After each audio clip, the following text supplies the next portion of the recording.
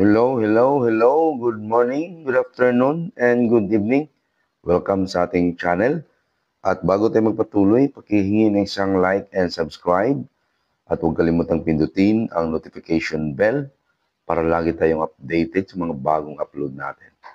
Okay, so our topic is about dividing monomials or division of monomials. Okay, so explore muna tayo. We have to divide 5 over 5.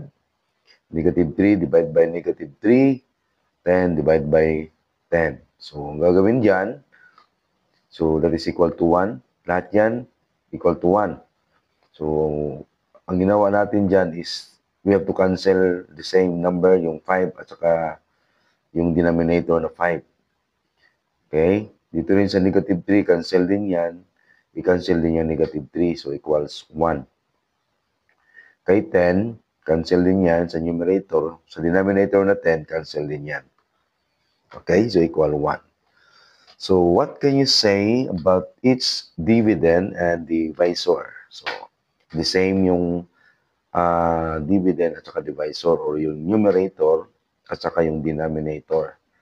Okay, the same number. So what have you noticed in the quotient of the given integer? Okay, so kapag the same yung kanilang numerator and denominator, we will use cancellation or pwede natin i-cancel yan because that is equal to 1. So lahat ng quotient dito sa given ay equals 1. Okay, so itong tatlo, 5 divided by 5 is 1. I-cancel natin yan kasi the same sila. The same yung numerator and denominator. Okay, so that is equal to 1. Okay, so let's explore. X to the 5th power, divide natin kay x cubed. So, expand natin yan. So, ibig sabihin ng x to the 5th power, 5x. Okay? 5x. Then, i-divide natin sa x cubed. So, ibig sabihin, 3x. Ayan. Okay. I-apply natin yung kanina, di ba, kapag the same, yung numerator at denominator, cancel natin, di ba? So, try natin i-cancel yung isang x, isang numerator, isang denominator, another one, isang numerator at isang denominator, another cancellation, yan. Isang x, isa pang x.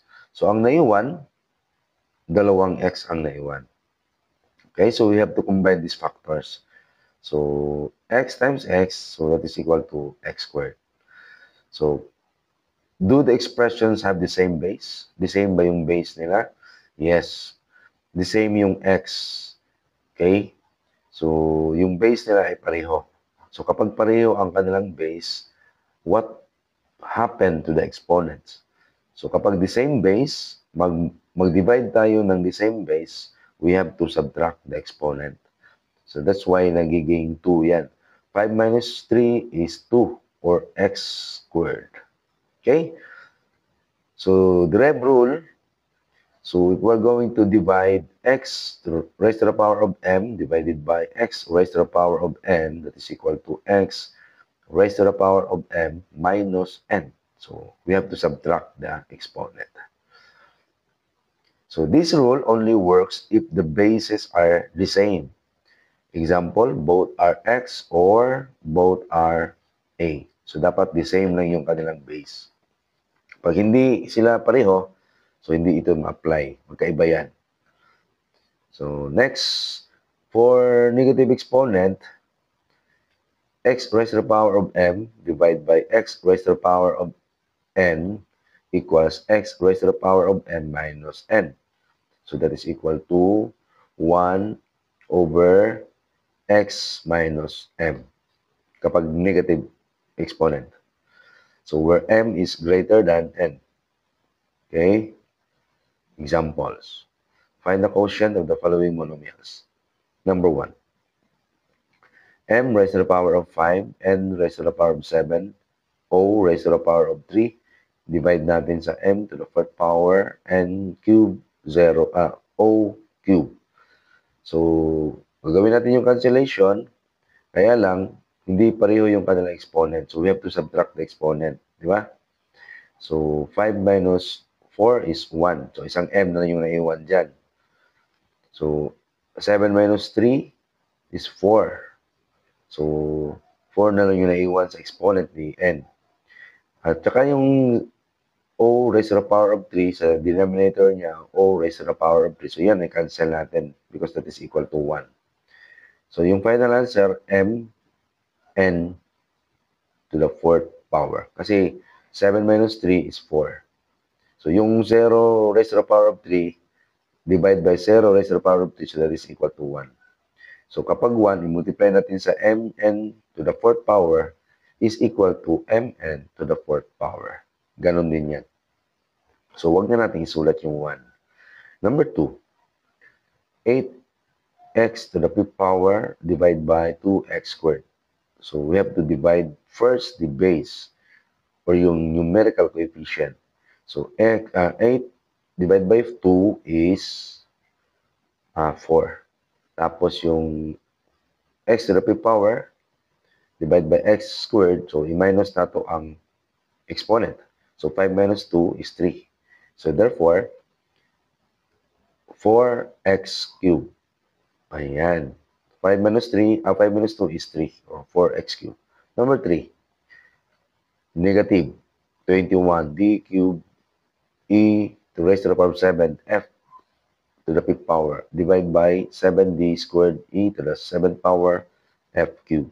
So kapag mag-divide naman tayo ng unlike sign, so the result is negative. So negative divided by positive is negative. So this is, pag i-divide natin yung numerical coefficient dito, so that is equal to negative 3.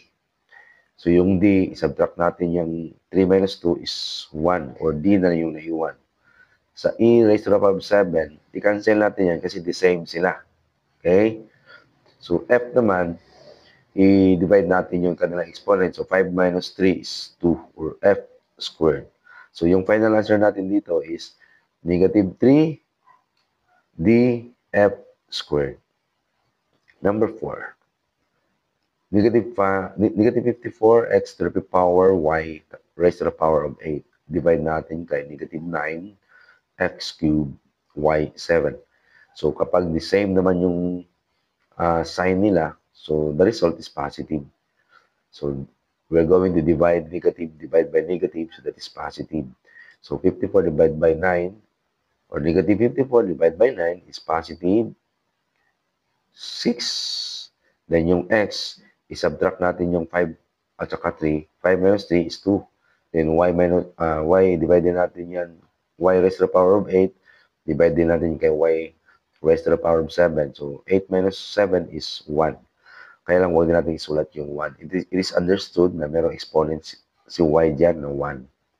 So final answer is 6x squared y. Next, number 5. 36x cubed y cubed z. Divide negative 4x squared y cubed. So again, kapag mag-divide tayo ng unlike sign, the result is negative. So 36 divided by negative 4, that is 9. Or negative 9, sorry. Then yung x, subtract natin yung exponent. So x na yung naiwan. Y, i-cancel natin yan kasi the same yung exponent nila, di ba? So merong naiwan na z. So final answer is negative 9x z. Number 6. X squared y cubed. Divide natin kay x to the 5th power, y to the 4th power. So, this is negative exponent. Y, kapag i-subtract natin yan si 2 minus 5, the result is negative 3. So, x raised to the power of negative 3. Dito rin kang y, 3 minus 4 is negative 1. Okay? Ayan. X raised to the power of negative 3, y raised to the power of negative 1. And take note sa ating quotient rule na kapag negative exponent, okay, gagawin natin 1 over x cubed y. Okay, so wala na exponent na 1. So 1 over x cubed times y. Number 7. Negative 24 a to the 4th power b squared c to the 5th power. Divide 8a to the 5th power b to the 4th power. So again, di ba, unlike sign naman ito. So, Kapag mag-divide tayo ng unlike sign, negative divide by positive, the result is negative. So, divide natin yan. Negative 24 divided by 8 is negative 3. Then yung 8, yung A is negative 1. Diba? Kasi 4 minus 5 is negative 1. B, negative 2. 2 minus 4 is negative 2. Then, kopyahan natin si C raised to the power of 5. Kaya yan. Negative 3A raised to the power of 1. B raised to the power of negative... A raised to the power of negative 1. B raised to the power of negative 2. Then C raised to the power of positive 5. Then, apply natin yung quotient rule ng negative exponent. Okay, so ilagay natin sa numerator si negative 3. Kasi hindi yan siya negative exponent. At saka si C raised to the power of 5. So, naiwan sa numerator, negative 3C to the 5th power. Then sa denominator, AB squared. Okay? So, number 8.